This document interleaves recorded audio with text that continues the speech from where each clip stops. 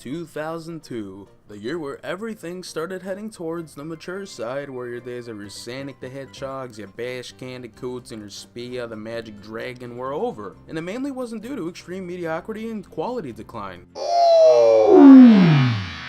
That's right, your kid-friendly gaming adventures were numbered and all the epic gamers are growing up and hitting puberty now, and you know what that means, they needed something to feed the manliness with.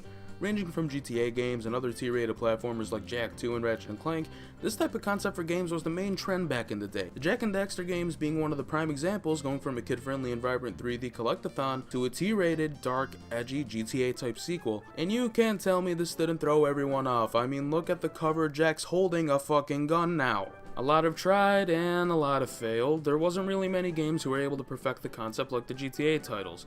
I personally was never a fan of the GTA games, even when I was younger and significantly more stupid than I am now. I always picked Jak 2, Jak 3, and the Ratchet games for my dose of open, somewhat edgy, and action-packed games. But there was one that stood out to me the most that I absolutely loved dearly and still worship this damn thing to this day, and that is the Getaway.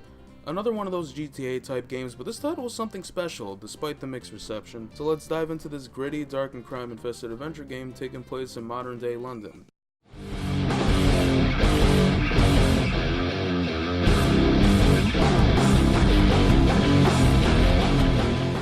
Ah man, it is so great to finally talk about this game. A quick warning, I won't be going in depth with every single mission or else we'd be sitting here for 40 minutes. So I'll be summing up the whole point of both character stories and talk about some of the main events in both sides of the story. So the story starts off with this cutscene. Some mobsters from the gang known as the Bethnal Green Mob are in a car outside of their protagonist's home, Mark Hammond, making an attempt to kidnap Mark's wife and kid, to end up going south completely as these blumberfucks end up killing his wife instead and then snatch his kid. Mark wakes up due to all the commotion, sees his wife shot and on the ground, and sets off on a crazy ride from hell to get his boy back. While trying to survive the absolute hell, Charlie and the leader of the Bethnal Green Mob blackmails him into. What made the Getaway stand out and made it unique compared to your average GTA-inspired game is that it goes for a more realistic and movie-like approach to get the player immersed into the game, and it works pretty well. Instead of having a map navigation system or anything fancy like that, you follow the turn signals onto your car, which is pretty cool.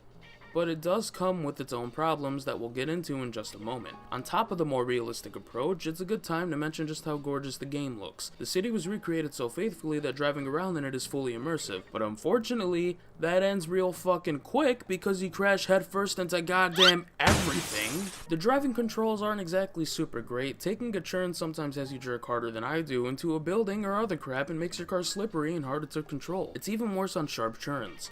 The physics and controls with driving is just clunky, especially when you first start playing. As you get deeper in the game, it does become easier to control and handle, but mixing the clunky driving controls with the sometimes working and sometimes not working turn signal system, you're definitely bound to have some frustrating moments. The turn signals tend to send you in a loop or even into one-way streets, causing your car to take an assload of damage, and these cars don't exactly take a lot of time before they become unusable, forcing you to quickly find another before time runs out. Chasing down the Bethnal Green Mob's car into Charlie's warehouse, we now get to the meat of the gameplay, and that's the third-person combat. The controls in here are unfortunately clunky as well. Holding R2 to aim, then square to shoot, aiming manually can be a complete chore, but what's good is the game gives you a function to lock on your target and shoot the living hell out of them.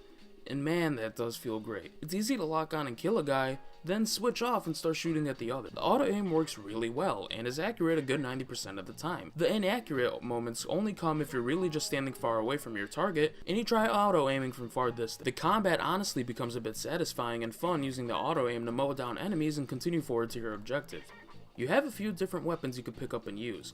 You have your standard pistol, and you're allowed to pick up another to go in with double pistols. Then you have a machine gun and a shotgun. There's also some melee weapons, but there's no point because pressing square with any gun you're holding hits them anyway if you're close enough. You also have the ability to take cover and do a commando roll, and you'll find yourself using that quite a bit since Mark over here doesn't exactly walk super quick. He's at the speed of a fucking turtle. God damn it, Mark. Your damage is indicated by the bloodstains on you and from how slower Mark starts moving due to the damage. That's honestly really neat. If there's one thing I absolutely loved about the game is how realistic it could get. It all goes to hell once you find out how to heal though.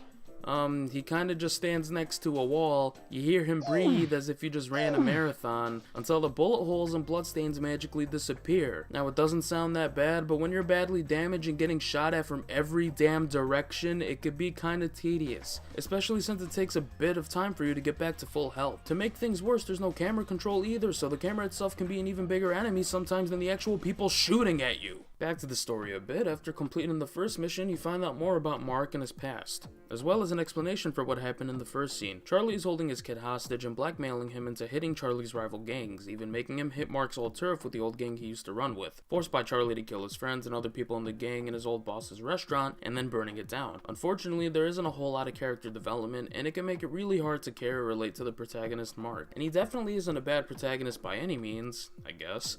I love the character, honestly, I do. I just wish there was more for the character, especially Mark, since, well, he's the protagonist.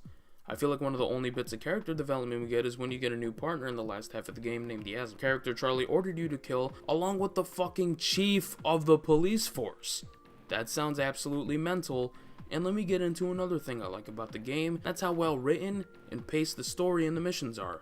How you're supposed to do certain tasks, and the ideas that the characters in Charlie's gang has in mind is awesome. Especially Mission 7, where you go and kill McCormack, the chief of the flying squad. Another thing I'd like to take a second to praise and gush all over about this game is the cutscenes, animations, and acting. All the actors have so much energy, and it really does add on to the effect of the game feeling like a movie. The animations are some of the most realistic you'll see in a PS2 era title. Cutscenes were just well directed and so much fun to watch, and you better fucking get used to it because you can't skip the cutscenes. So you sit down and enjoy it. The game was very important in that regard because honestly, without big titles like this back in the day doing something like this, we'd probably have less cinematic and story-driven masterpieces like the Uncharted trilogy, if you get what I mean. The game gets difficult as you go on, but if I'm being 100% honest, it's not exactly genuine difficulty, like in a good chunk of cases. It's hard because of how broken the police are in this game. As you progress further, you'll easily be noticed by police more, and gang members will try to run you off the road, and that alone attracts the police a lot. Getting caught by one police car kinda sends off just a chain and you get 3 more thrown on top of you. And by thrown, I mean literally thrown. These guys just fucking throw themselves at you as if you're a famous celebrity. The missions with Mark have you go all over London wreaking havoc and hitting all the rival gangs Charlie's making you hit, all in an attempt to get your boy back. It's mostly third-person combat, but we do have a few stealth missions to help break the gameplay up a bit. While I find those missions fun to play, it can be a bit difficult to navigate through due to the clunky controls and camera. There are 12 missions with Mark, but a total of 24 in the game.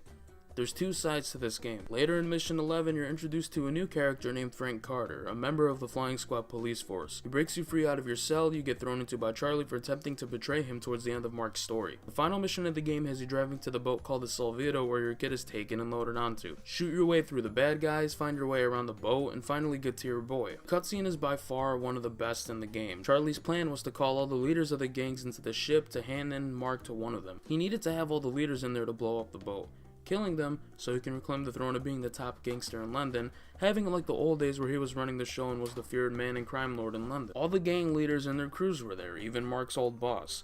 Mark, Yasmin, and his kid end up walking out alive and getting let go after the truth comes out about what's been going on, and why everything happened. After Mark's let go by his own boss with an agreement with all the gang leaders, Mark, his kid, and Yasmin leave the ship, the entire ship explodes, and his story comes to an end. If that was a confusing ending for you, don't worry, we have Frank Carter's missions to play through. This was by far the highlight of the game, easily my favorite. Going around locations and getting police calls about the absolute hell going on in the city thanks to all the events happening on Mark's side is pretty damn awesome, giving us a look at Frank Carter and everything from his perspective. It also answers some of the questions about the story, including the big one back in Mission 11 being, who the fuck are you, and how the hell did you find me? The game becomes drastically easier to play as well because of the fact you don't have cop cars gangbanging you on a sidewalk while trying to get to your destination. Sure, you still have the gang members trying to run you off the road, but you're the law and you have all the power. They already explained why Mark was sent to kill McCormack, the head of the flying squad, and to quote Harry, McCormack was being a two-faced wanker. He was working with the law and also working with Charlie Jolson. He did his best to get Frank out of the way so him and Charlie can go through with their plans, but inevitably gets killed by Mark. I forgot to mention another thing I love about this game, and that's the music. Now this is easily by far my favorite thing about the game. Well, one of them. The music is so upbeat and suspenseful in some missions it fits the mood properly. It's chill when it needs to be, and serious when it needs to be. One of my favorite tracks in the game is in Mission 18. Just take a listen to some of these tracks.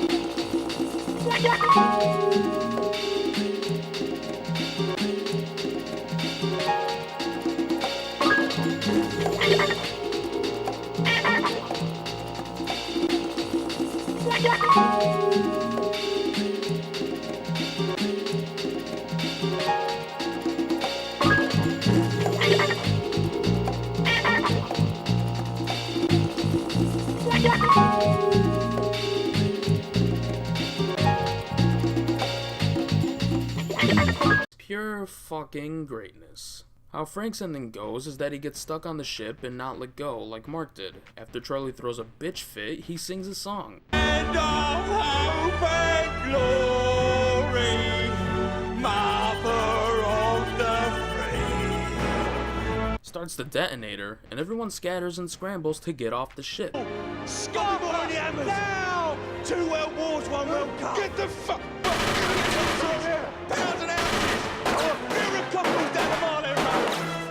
This cutscene leads us into the final mission of the game, and it's time too.